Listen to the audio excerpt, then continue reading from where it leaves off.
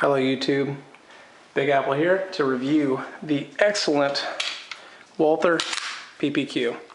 This is going to be pretty extensive. I'm going to go into pretty much all the details about it, so let's get the ball rolling. This is the Walther PPQ M2.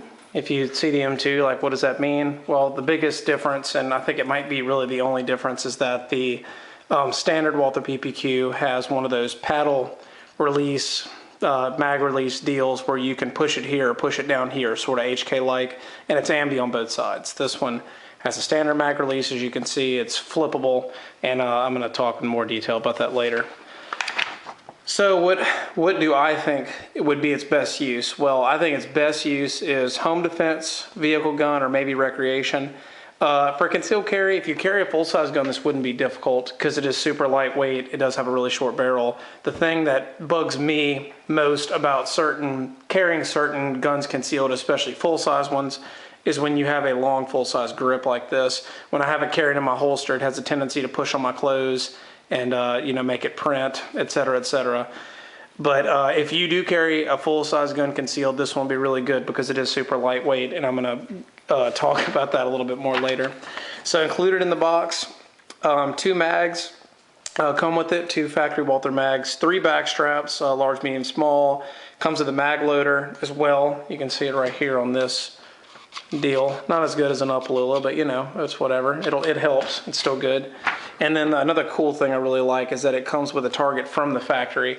And this doesn't show a lot. I guess it shows that they test it. They show you how it's grouped. It's got a bunch of German writing on it, so I don't know exactly what all that is, but it's a real target. It looks like there's 4 or 5 shots, maybe about 4. I think it's like 4 shots. But they do have that in the box, and it's very, very detailed, and I think that's really, really cool. I like seeing that. You see that from some custom gun manufacturers. I think Wilson Combat and Nighthawk put those in their boxes with their 1911s when you get them so that you know how accurate they are. This doesn't necessarily show accuracy, but it is giving you a good indicator of what the gun's capable of, in whatever sense. I can't read German, so I don't know if they shot that standing or sitting or not, but whatever. Calibers available, 9mm and 40. This is an improved Walther P99. If you've seen a P99 before, held one, owned one, whatever, this is an improved one, so it's about the same dimensions. I don't know if it's big enough for 45, but they haven't released it in 45, so it is what it is. All right, so now on the ergos and features. Weight, 24 ounces. That's pretty good, and it feels very light. If you look, got a pretty slim slide here. Very, very slim frame here. I don't know what it is about this polymer that they make the frame out of, but it really, really, really feels solid, but it also feels lightweight. And just the whole gun itself balances really well. It's not overly muzzle heavy. I guess this little bit of overhang you have right here kind of helps keep it a little bit more balanced.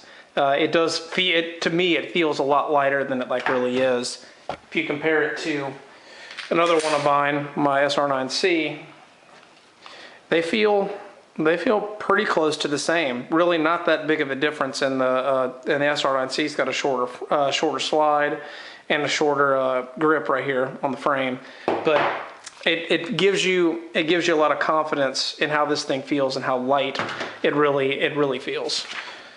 Also on the grip and frame, they're matching serial numbers everywhere, and this is similar to my Beretta 92, and I think this is really cool. So every gun is built specifically. Serial number there's a serial number here and here. So on the barrel of the frame and the slide, they all match. And it's just like that on my Beretta also, and that's cool because it shows you that they're giving attention to detail on these specific parts and how it fits into this specific gun. I mean, granted, a lot of other mass-produced guns will run very well, and it isn't necessary to do that, but it just lets you really feel the attention to detail that they put into this thing when they piece it together. So it is really neat, and I do kind of like that. The magazines have red followers, and most of y'all think, oh, that's not that big of a deal. I really like the idea of a red follower, because even if you shoot a lot, you'll know when the gun locks open. So you shoot, it locks open, boom. Look how quick you have to look at that to really see if it's not a malfunction or if it's actually clear. I like the red follower idea. I don't really think I've seen it all that much, and maybe that's just the color they chose. But I think that's a great idea. I really like the red followers. And that is the factory Walther mags. I'm not sure if you would get that same color follower if you bought some sort of aftermarket magazine for it, but it is what it is. It has a 1911-esque grip angle, so it's not all super exaggerated like a Glock. You can see my SR9C here also has the same grip angle. M&P over here also has the same grip angle, which I'm used to, which most guns are all built around a 1911 grip angle, except the Glock. So I do like how natural it points and how easy it is for me to get on target with this thing. It really doesn't take long at all, and it feels right at home. It has changeable back straps, which is also a really, really nice feature, so it can fit, you know, a variety of hands.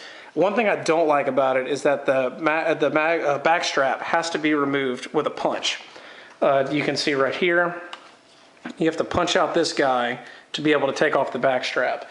I'm not really a big fan of that, because what if you want to change it quickly? I mean, I guess it's not that big of a deal because you know it's secure in there, but I ran this thing with the large back strap at the range, and to put the medium back on for the original owner, for the actual owner of this gun, I had to use a punch to pop it out. So not that big of a deal, it is what it is, but it's much easier to change the back strap on something like this. Ruger, you just push out this pin, and on the M&P, you rotate this little guy right here and pull it out, and that comes off. So I'm not a huge fan of that. I wish they had made it a little bit easier to do so that I wouldn't have to smack this thing with a punch.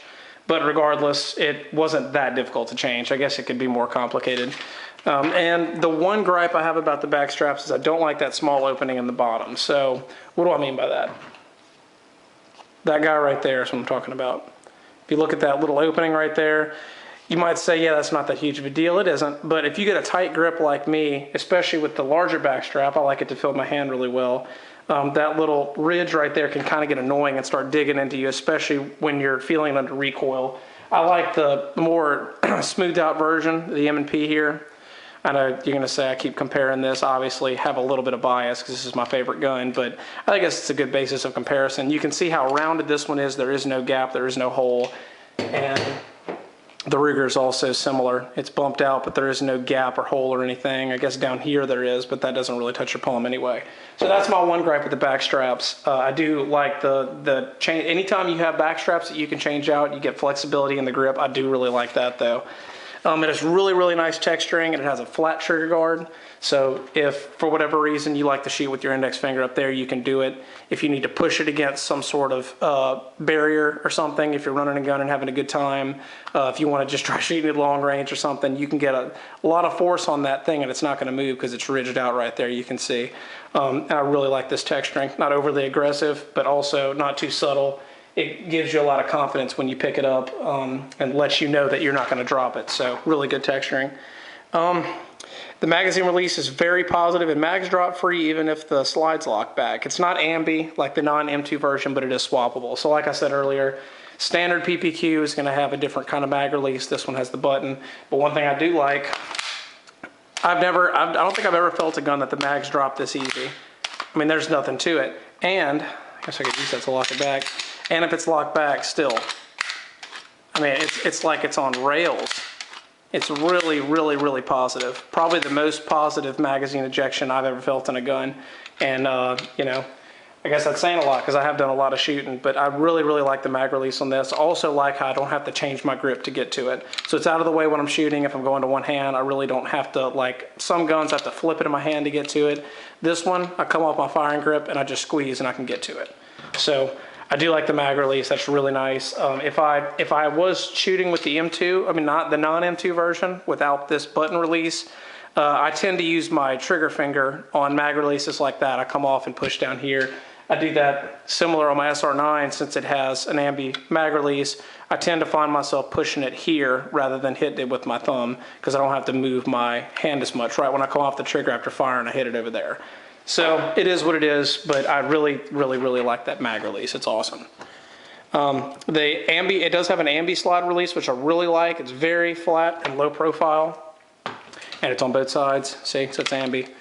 I do really like this this slide release. You can see how much of a shelf it gives you right there to get your thumb. So anywhere in here, you're not going to miss it. I kind of prefer that kind of mag release over this tiny one on my M&P.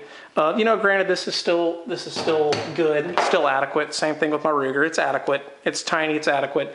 But I really like this one. This reminds me a lot of my Beretta's slide release and how long and wide it is. But this one's also very low profile. You see, it really doesn't mess with the profile of the gun at all, and it's very easy to pick that thing up and find it, knock it down. So the disassembly is very much like a Glock. You know, as with always, do I even need to tell you, you have to check if it's unloaded? This has been checked. I'll check it again if you want to feel better. Pull the trigger and then to disassemble it, you see this little latch here. Just pull back the slide a tiny bit, pull it down, and there she comes, just like that. Off 2 pieces. And then to put it back on, you don't have to mess with anything, you just pull it back on and there you go. So disassembly is extremely easy. It does have a rail up front, so if you want a light laser, standard Picatinny 1913 rail right there, you can fit anything on it. A full-size light like this TLR1 HL may hang off a little bit since it's shorter, but it is there and it is usable. I also like how it has no manual safeties and no mag disconnect either. So the only gun that had a mag disconnect that I've got out here right now is this Ruger, which I removed right after I bought it, if you watched that video that I had. But this one has no safeties at all. It's got the little notch like the Glock trigger, but I really don't consider that a safety. That's really just that's just like a preventative feature in case you drop it. The inertia is not going to pull this trigger and let it go back, because you see that little notch has to be depressed. So I don't really consider that a safety. Oh, trigger safety. No, the trigger's not a safety. So slide features, the sights. The rear is adjustable for windage. It's got a really nice shelf for racking off, you know, your belt, your pants, whatever, anything in case you lose use of one hand. And you get quick target acquisition because there's more air in these sights than some. So these sights adjustable for windage. You see the screw right there. And you see it's got that nice shelf right here, which I really like. So if you're, you know, if you lose use of one hand, you need to rack this thing. Very easy to get a positive hold on like your belt or on some sort of barricade to pop that thing back. It's very nice. I really like how that works there, and I like that it's adjustable for windage. It is very quick target acquisition. It's extremely easy to pick these up. You can see right there. But you can also see how there is a little bit of an air gap in there. So they are quick target acquisition, but the trade-off is it's not super precise when you have a lot of air gap between these rear blades on that front blade, but it does help you to pick it up really quickly. I was doing some double tap and then one in the head drills with this thing, and it was extremely easy. So I actually like those sights being the way they are. On the serrations, it has forward and rear serrations. The grooves are very deep, which I like. It can tear up ungloved hands, but it gives you really good traction. So if you're at the range just shooting for fun, I would just suggest you know, using the mag release to release it. But these do give you really good traction. You can see how they're dug in. My personal favorite serrations are the M&P serrations because they really don't mess up your hand much and they give you really good traction. Then again, this one's a little different because it has a sight there, and I usually end up using that instead. But those are my favorite serrations. I do like the PPQ serrations, but those right there are, in fact, my favorite. So I do like those serrations. The trigger, well, what's there to say about the trigger? It's a pre-cocked striker, so it's like a single action only striker fired gun. So it's really smooth. And I'm going to give you a little test of that in a second. But it feels like a two-stage trigger, and it's. I know you're like, well, what does that mean? I'll show you. It really feels like a two-stage trigger. It's very light, it's very smooth, and has a short reset. So, striker's pre-cocked, so meaning all the trigger does is release the sear, and that drops the firing pin. And when I looked at fired cases, I noticed that a very hard indent on primers, which I like. I like that. You get very reliable ignition. Don't ever have to worry about light strikes, so that's a good thing.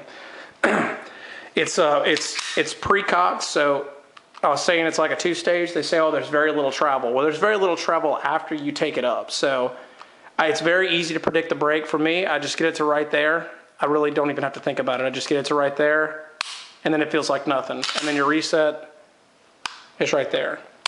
So there's very little movement once you get it staged. So yeah, there's very little travel. You still have to stage it. Give you a comparison. The Apex, which I think is... Some people say that the PPQ has the best striker fired trigger from the factory on the market, And yeah, it's really good. I don't know if it's the best.